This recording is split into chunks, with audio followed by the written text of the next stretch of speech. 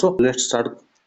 काल last लेक्चरला linear momentum आणि angular momentum मध्ये रिलेशन बघितलेलं. लिनियर मोमेंटम आणि अँग्युलर मोमेंटम हे एकमेकांना कसं अॅनालॉगस आहे.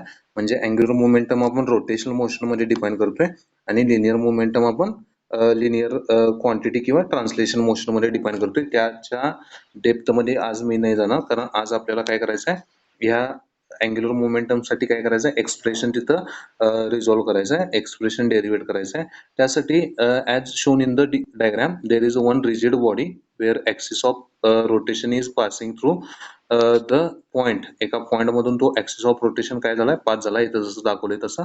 त्यानंतर इथं पार्टिकल वेगवेगळे पार्टिकल घेतल्यात. इथं पार्टिकल P1 असेल, P2 असेल, P3 असेल, म्हणजे अप टू N पार्टिकल, असे N पार्टिकल घेतल्यात, ज्यांचं ॲक्सिस ऑफ रोटेशन पासून जे डिस्टन्स आहे हे R1, R2 up to Rn. म्हणजे ही जी रिजिड बॉडी आहे ती तुमची कशाची कॉम्बिनेशन आहे, N नंबर ऑफ पार्टिकलचं काय आहे, कॉम्बिनेशन आहे असं कन्सिडर केलंय. आणि ते N नंबर ऑफ पार्टिकल जर इंटिग्रेट केले किंवा समेशन केलं तर तिथं तुम्हाला कशाचं टोटल बॉडीचं जे मास आहे ते तुम्हाला काय होणार आहे, फाइंड आउट होणार आहे.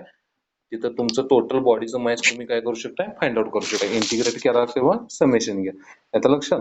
तर त्या केसमध्ये ॲज डिस्क्राइब्ड किंवा ॲज अर्लियर सीन आपण आधी फॉर्म्युले बघितल्यातच. म्हणजे लिनियर मोमेंटम तुमची काय दिली जाते, लिनियर मोमेंटम ही आपण काय देतोय, P is equal to mv देतोय. P इज इक्वल टू काय देतोय, mv देतोय लिनियर मोमेंटम. म्हणजे त्या केसमध्ये इथं जसं तुम्हाला दिलंय लिनियर मोमेंटम, समजा पार्टिकल इथं पार्टिकल P1 असेल, P2 असेल वगैरे, या पार्टिकलची तुम्हाला लिनियर मोमेंटम द्यायची असेल तर मोमेंटम ही काय असणार आहे त्यांची, मास इंटू व्हेलॉसिटी. मग त्या पार्टिकलचं मास समजा P1 पार्टिकल आहे तर त्या पार्टिकलचं मास काय असणार आहे तुमचं m1 असणार आहे आणि त्याची व्हेलॉसिटी काय असणार आहे, v1 असणार आहे.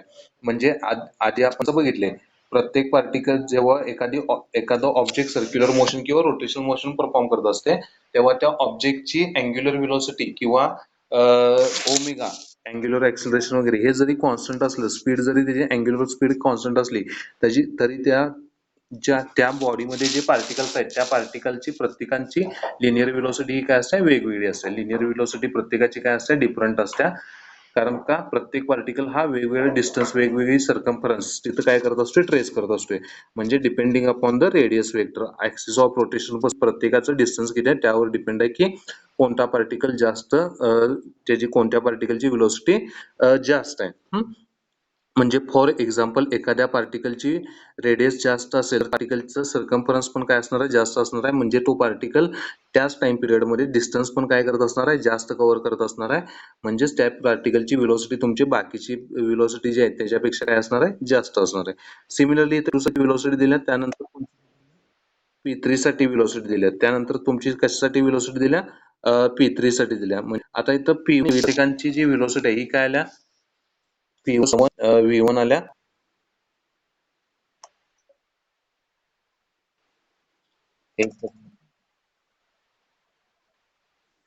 एकच मिनिट.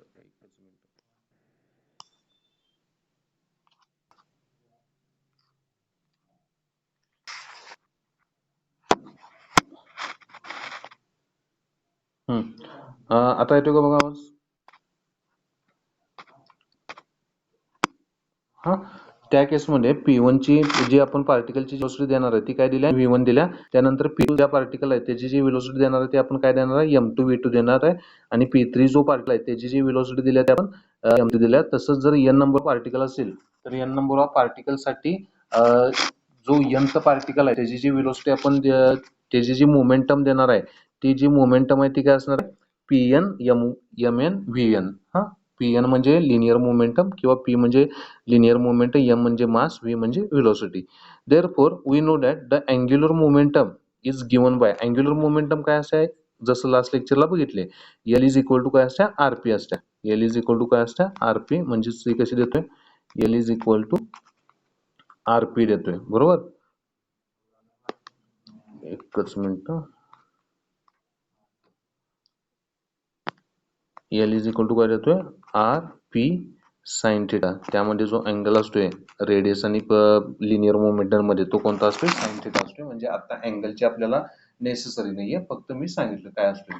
त्यामध्ये तुमचं रेडियस वेक्टर जे आहे म्हणजे जी पोझिशन वेक्टर आहे ही तुमची वेक्टरच म्हणलं म्हणजे आता मी ती कसली क्वांटिटी आहे, ही रेडियस वेक्टर तुमची वेक्टर क्वांटिटी आहे. त्यानंतर जे पी आहे तुमचं ती काय आहे, लिनियर मोमेंटम म्हणजे ती पण काय आहे, वेक्टर क्वांटिटीज आहे. त्यामुळे तुमचं यल हे जे असणार आहे तो ह्या दोघांचा क्रॉस प्रोडक्ट असल्यामुळे हा यल जो आहे तो तुमचा पण काय असणार आहे, वेक्टरच असणार आहे, वेक्टर क्वांटिटीज असणार आहे. म्हणजेच जर मला L1 चे द्यायचे असेल वेक्टर, L1 ची जर अँग्युलर मोमेंटम द्यायची असेल म्हणजे L1 ही पार्टिकल P1 ची अँग्युलर मोमेंटम असणार आहे. ती जर मला डिफाइन करायची असेल तर ती ह्या फॉर्म मध्ये कशी डिफाइन करणार आहे, मी R1 P1 डिफाइन करणार आहे. आता ऍज वी ऑलरेडी सी, जे पी आहे ही काय आहे, तुमची लिनियर मोमेंटम आहे. जी पी आहे तुमची काय आहे, लिनियर मोमेंटम आहे. मग ती काय दिली आपण, पी M1 V1 दिल्या. काय दिल्या ती, M1 V1 दिल्या. पण V1 जसं आपल्याला अँग्युलर आणि ह्याच्यामधलं रिलेशन माहित आहे. V1 हा जो पार्टिकल आहे तुमचा, V1 हा काय देतोय आपण, V1 is equal to R1 omega. V1 हे काय देतोय आपण, R1 ओमेगा. किंवा लिनियर क्वांटिटी आणि अँग्युलर क्वांटिटी मध्ये आपण रिलेशन बघितले. लिनियर स्पीड किंवा लिनियर व्हेलॉसिटी ही कुणाच्या इक्वल असते, अँग्युलर व्हेलॉसिटीच्या इक्वल असते. फक्त इथं कशाचं मल्टिप्लिकेशन असते, आरचं मल्टिप्लिकेशन असते. येतं लक्षात. म्हणजेच देअरफॉर इथं जे तुमचं इक्वेशन येणार आहे ते इक्वेशन काय येणार आहे, L1 equal to P1 R1 is equal to M1 R1 square omega square. फक्त इथं काय पुट केलं, जे तुमचं P आहे तिथं तुमचं काय इक्वेशन पुट केलं, M1 V पुट केलं. आणि जिथं V आहे तिथं तुमचं काय पुट केलं, R ओमेगा पुट केलं. मग R आणि हे R काय स्क्वेअर झालं आणि ओमेगा आणि M1 तिथं ऍज इट इज तसंच राहिलं. येतं लक्षात. जसं L1 ही अँग्युलर मोमेंटम आल्या M1 R1 स्क्वेअर ओमेगा, तशीच तुमची L2 L3 ह्या बाकीच्या अँग्युलर मोमेंटम काय येणार आहे, L2 is equal to P2 R2 M2 R2 square omega. L3 is equal to तसंच आणि Ln is equal to same. म्हणजे जशी तुमची L1 आल्या तशी सेम काय येणार आहे तुमची बाकीची L2 L3 आणि अप टू N पार्टिकल साठी अँग्युलर मोमेंटम येणार आहे. मग ह्यामध्ये फक्त काय दाखवायचं आहे आता तुम्हाला, की जी तुमची अँग्युलर मोमेंटम आहे म्हणजे प्रत्येक पार्टिकल मोमेंटम आहे तुमची इक्वल आहे, जी टोटल अँग्युलर मोमेंटम आहे. जर तुमची प्रत्येक पार्टिकलची अँग्युलर मोमेंटम आपण काय केली, समेशन केली किंवा इंटिग्रेट केली तर तुम्हाला कशाची मोमेंटम मिळणार आहे, टोटल ऑब्जेक्टची मोमेंटम तिथं काय होणार आहे, फाइंड आउट होणार आहे. म्हणजे as all L have the same direction, प्रत्येक लिनियर अँग्युलर मोमेंटमची डायरेक्शन काय असणार आहे तिथं सेमच असणार आहे. कारण एक तर ऑब्जेक्ट तुमचं क्लॉकवाईज जात असणार आहे किंवा अँटी क्लॉकवाईज जात असणार आहे. त्यामुळे त्याची जी लिनियर अँग्युलर मोमेंटम आहे त्यांची डायरेक्शन असणार आहे, सेमच असणार आहे. त्यामुळे त्यांच्या प्रत्येकाच्या ज्या मॅग्निट्यूड आहेत ह्या आपण डायरेक्टली काय करू शकतो, ऍड करू शकतोय.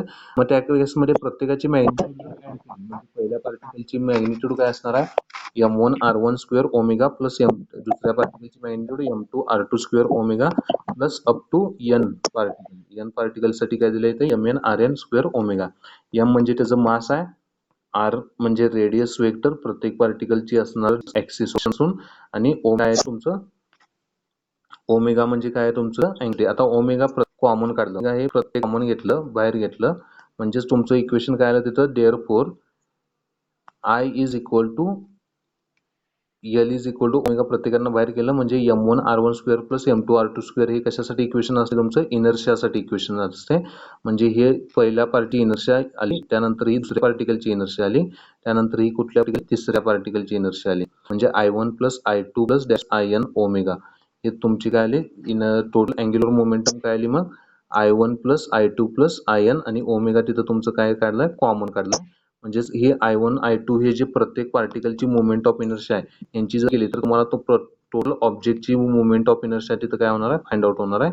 याचा अर्थ तुमचं जे टोटल अँग्युलर मोमेंटम आहे हे कशाचं कॉम्बिनेशन झालं, एक तर टोटल ऑब्जेक्टची मोमेंट ऑफ इनर्शिया आहे, त्यानंतर तुमचं अँग्युलर व्हेलॉसिटी ओमेगा, हे कशाचं कॉम्बिनेशन झालं, तुमचं जे अँग्युलर व्हेलॉसिटी ओमेगा आणि नंतर ते जे मोमेंट ऑफ इनर्शिया आहे यांचं काय झालं, कॉम्बिनेशन झालं. Where I is the moment of inertia about the axis of rotation and